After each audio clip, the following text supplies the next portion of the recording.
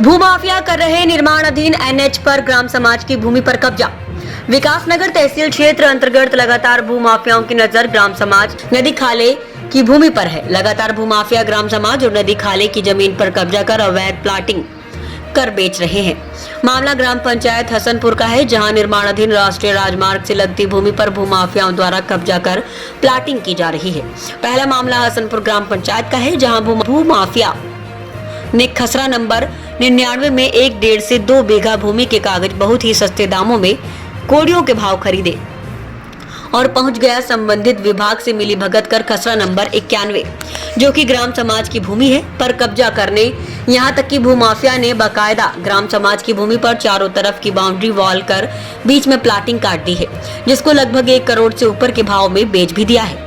इतना सब कुछ होने के बाद भी तहसील प्रशासन के जिम्मेदार अधिकारी व कर्मचारी शांत बैठे हुए हैं। शायद उनका हिस्सा पहुंचा दिया गया होगा।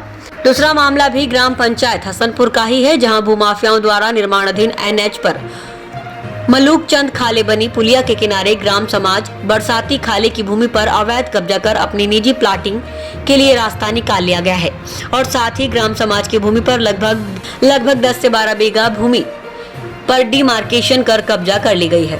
इसमें तहसील प्रशासन की भूमिका संदिग्ध नजर आ रही है, क्योंकि इतने बड़े स्तर पर ग्राम समाज की भूमि पर कब्जे हो रहे हैं और तहसील प्रशासन हाथ पर हाथ रखकर मूक दर्शक बना बैठा है। यदि यूं ही तहसील प्रशासन की मिली भगत के चलते ग्राम समाज की भूमि और नदी खाले बंजर भूमि पर भूमाफियाओं द्वारा कब्जे किए जाते रहेंगे तो कई नकारात्मक परिणाम हो सकते हैं। अवैध कब्जा ग्राम के संसाधनों का दुरुपयोग करता है, जिससे ग्रामवासियों को नुकसान हो सकता है। ग्राम समाज की भूमि ग्रामवासियों के सार्वजनिक उपयोग के लिए होती है, जैसे कि चारागाह, तालाब और सार्वजनिक मार्ग। अवैध कब्जा ग्राम विकास योजना को बाधित कर सकता है। जब तहसील प्रशासन के अधिकारी हुआ कर्मचारी ही मिली भगत पर कब्जे करवा रहे हों तो आखिर समाज की भूमि को कब्जा मुक्त कराएगा कौन?